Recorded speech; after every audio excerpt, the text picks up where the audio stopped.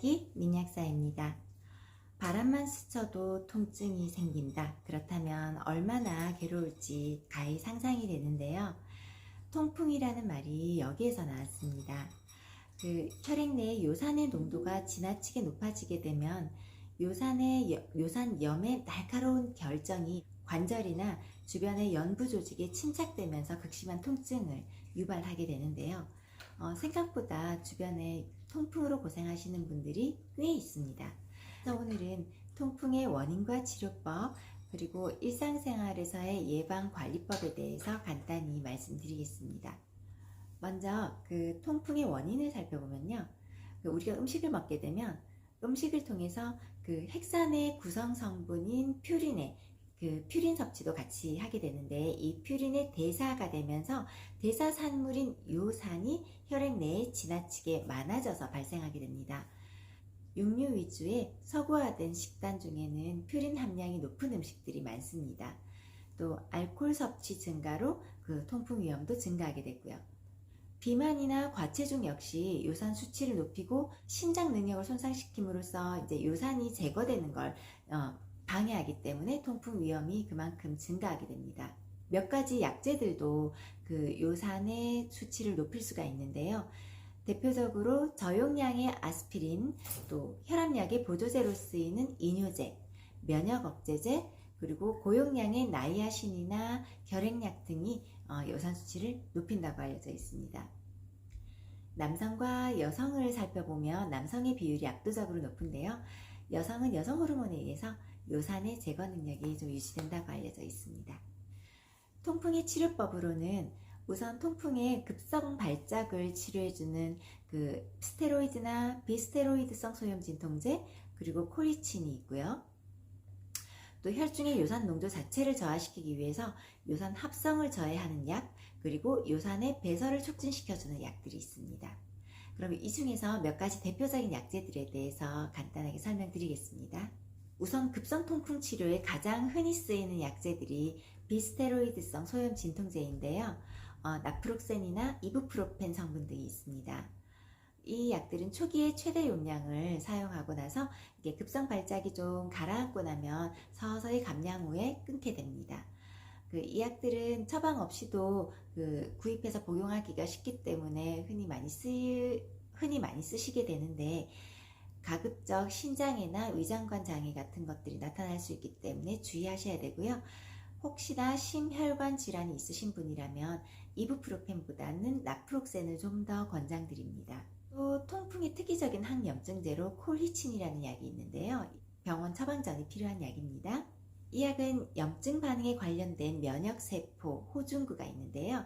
호중구가 활성화되고 염증 부위로 이동하는 걸 방지함으로써 통풍 발작에 수반되는 여러 가지 발적이나 발열, 통증 이런 것들을 조절하게 됩니다. 통풍 발작이 시작되는 첫 증상 나타났을 때부터 복용을 하거나 아니면 예방 목적으로도 복용하는 경우가 많습니다. 임산부나 수유부는 금기되는 약이고요. 또 골수나 신경, 근육계에 부작용이 있을 수가 있기 때문에 혹시라도 이 약을 복용하시고 나서 비정상적인 멍이나 출혈, 근무력증이나 마비나 저림 증상이 나타난다면 반드시 병원에 알려주셔야 합니다. 또 자몽이나 자몽 주스는 같이 복용하시지 않는 게 좋아요. 자몽이나 자몽 주스는 약물의 간 대사에 영향을 주는 식품이기 때문에 그러니까 혈중 농도가 지나치게 올라가는 부작용이 나타날 수도 있습니다.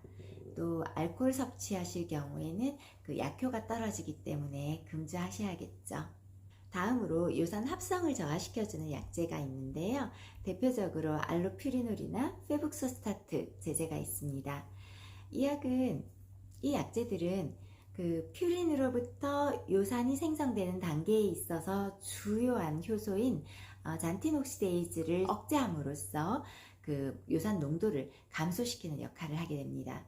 예방과 재발 방지를 위해서 비교적 장기간에 걸쳐서 복용하시기를 권해드리고요. 복용하실 때는 충분한 물과 함께 드셔야 됩니다. 그 외에도 통풍 환자분들은 그 하루에 8잔 내지 10잔 정도 충분한 수분을 섭취하시기를 권장드리죠. 이 약 역시 인부나 수유부는 조심하셔야 합니다. 그러면 통풍 환자분들께서 일상생활에서 그 예방하고 통풍을 예방하고 관리할 수 있는 방법이 어떤 것들이 있는지도 말씀드리겠습니다. 앞에서도 잠깐 말씀드렸다시피 그 적절한 운동을 통해서 적정 체중을 유지하시는 것이 매우 중요합니다. 그 흡연이 매우 해롭기 때문에 반드시 금연하셔야 되고요. 알코올 중에서도 특히 맥주가 해로운데요. 그 신장에서 요산 배출을 감소시키고 반대로 요산 합성을 증가시키기 때문에 고요산 혈증이 생길 수가 있죠.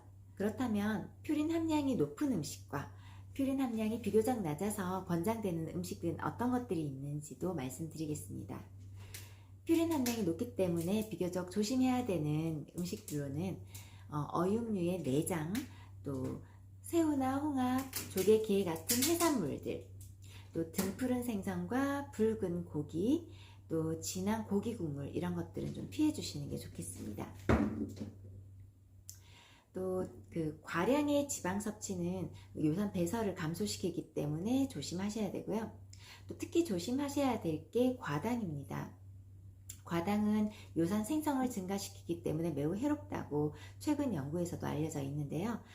특히 요즘은 과당의 유혹이 많습니다. 달달한 액상 과당 시럽을 듬뿍 넣은 그 음료들 많이 좋아하시죠? 네, 통풍 환자분들이라면 반드시 피하셔야 되겠습니다.